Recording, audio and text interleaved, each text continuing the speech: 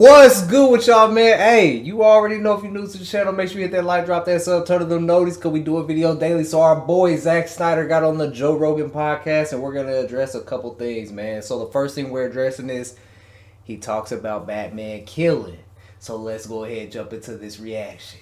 Let's get it. I mean, just those alone. No. And by the way, that's a lifestyle choice for a lot of people. It's not a movie. Right. It's not a movie. It's not like if I made a romantic comedy, you'd be like, okay, that was fun. Right. Like the people who love, and by the way, I love that they feel this passionately. I'm not, in no way would I criticize that, because I feel I live the same life, right? Because for me, it's morning, noon, and night. But so for those guys, it's not just a movie. And so you have to, on some level, you have to acknowledge that this is their religion. And they feel strongly about it. And by the way, the truth is, it's my religion too. So I tend to get in trouble because of I do take a deconstructivist point of view because of Dark Knight Returns, because of Watchmen. If you've read those two comics, it's hard to go back. You want to, and it's because I care that I want to take them apart. Like, I want Batman. Like, people are always like, well, Batman can't kill, right? So Batman can't kill is canon.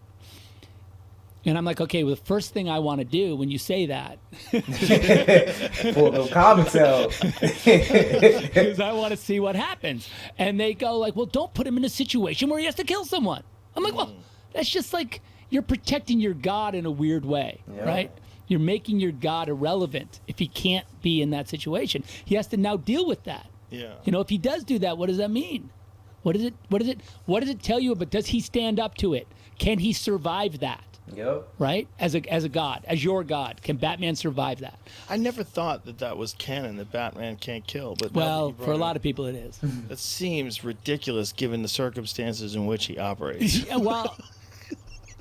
Don't read the comments right now. Don't read the comments. It seems ridiculous.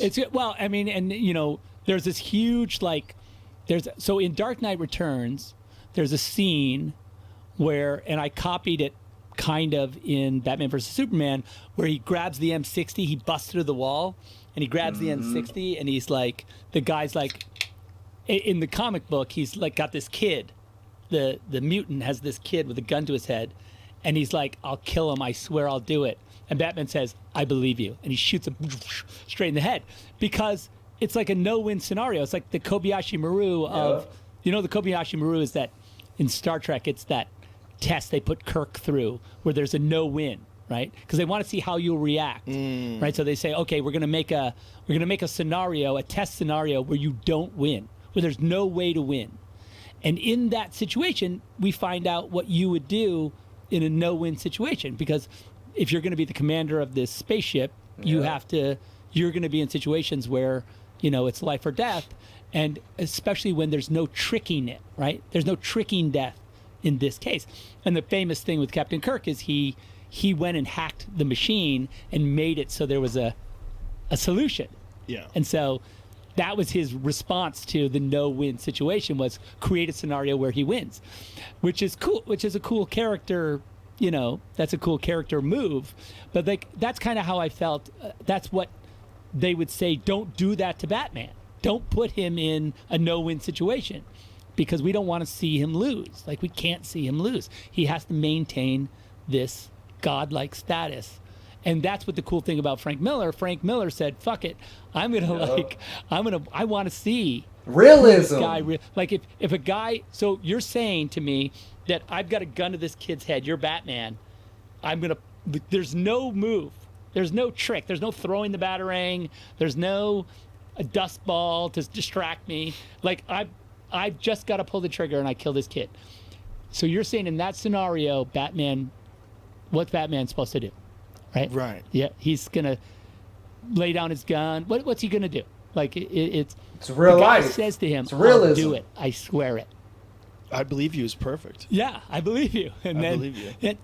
Yeah. So I'm just like, that's where, like, Frank Deakins takes Batman and just tears him in half. Yeah. And you've got to now come out the other side of that.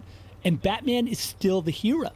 Batman still does the right thing. He maintains his code, he doesn't change, but like our perception of him changes. And I think that's like I have run afoul of, but a lot of the fandom who have gotten to the same place I have with the characters where they need to test them to like, and I feel like the characters, it's been my experience that the characters have not let us down. Nope. Like these myths have not let us down. You put them to the ragged edge into that scenario and they come out the other side and you're like, fuck yeah, there's a reason why Superman is Superman. Yeah. You know what I mean? Yeah. There's like he can handle it. He can fucking take it. Because he's so iconic. Like, you see, like, the red S. You go anywhere in the world with that Superman T-shirt on, anywhere. And you say to any kid, like, what's this? Oh, that's Superman. Yeah, exactly. Like, you know, that means something. That's, like, fucking cool. Well, not only that, it's one of our... All right, man. Listen, bro. By the way, appreciate y'all sending me these timestamps for me to watch this video and get to the marks of where Zack Snyder talks about things we discuss all the time. Yo, first of all, man, Zack Snyder's on point, bro.